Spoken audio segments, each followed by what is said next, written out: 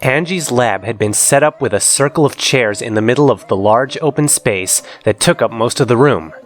The two new prospects sat across from the 4 current members of the art club, feeling not unlike contestants on some sort of televised singing competition.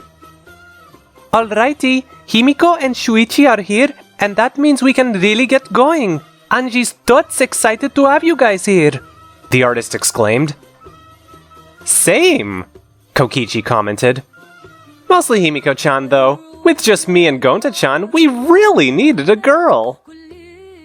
Why did you not include me in your list? Kibo inquired. So is that the secret? You don't have a dick because you're actually a fembot? Kokichi replied. That is not important, nor is it your concern, Kibo protested. Why did you not consider me part of the club? Oh, Kokichi realized. That's because you're a robot. You're more like equipment, right? Kokichi, what have we said about robo-racism? Angie reminded him. The dictator sighed. Occasionally funny, but mostly hurtful. Exactly. Seems Angie-san's group is about as discordant as everyone else, Shuichi whispered to Himiko. Alma-kun will do that, Himiko agreed.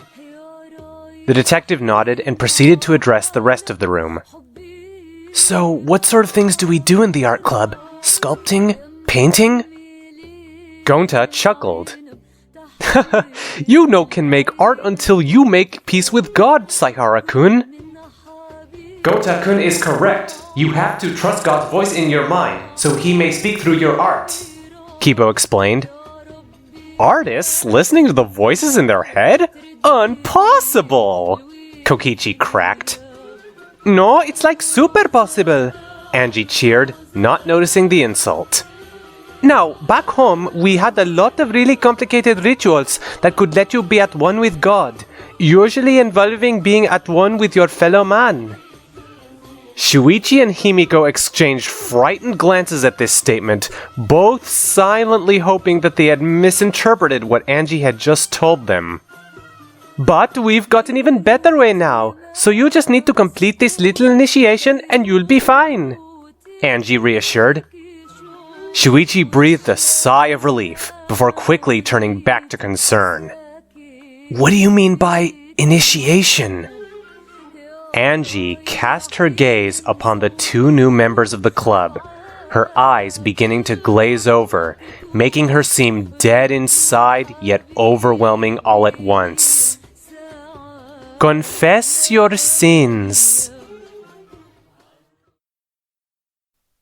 It wasn't long before Shuichi and Himiko were ferried to the gymnasium where Monokuma's confession booth lay. The implications of confessing their sins carried this possibility with it, though the two had again both prayed they had misinterpreted. This is a bad idea, Shuichi protested. Using this motive is playing right into Monokuma's hands. It's actually not that scary, Angie countered. Angie's confessed plenty of times. Wait, you mean you've used this thing more than once? Himiko questioned. Well, yeah, Angie answered, not seeing the problem. Every time Angie confesses, she feels a weight lift off her shoulders, and Angie gets a little closer to God. She right, Gonta agreed. Gonta feel a lot better after confessing too. I experience a similar sensation, Kibo added. The United Front made the concept seem so non-threatening, yet the one holdout was cause for concern. What about you, Oma-kun? Shuichi wondered. Kokichi put his finger to his chin in contemplation. Well, no matter if I say yes or no, won't you just assume I'm lying? Himiko offered a disheveled grunt in response. See, there's no point in answering, the shorter boy argued. So it's no big deal, Shuichi, Angie exclaimed, patting the detective on the back. Odds are, you'll just hear something minor one of us confessed anyway. Angie had a good point. Eliminating the possibility of someone learning his darkest secret was tempting to Shuichi. And with the art club's apparent habit of confessing regularly, it was likely he would only hear something about one of them taking an extra cookie when they were 4, or something equally banal. Shuichi looked to Himiko, wanting to get her opinion on the matter before committing to this. However, Himiko merely gestured toward the booth in response, clearly indicating she wanted him to go first.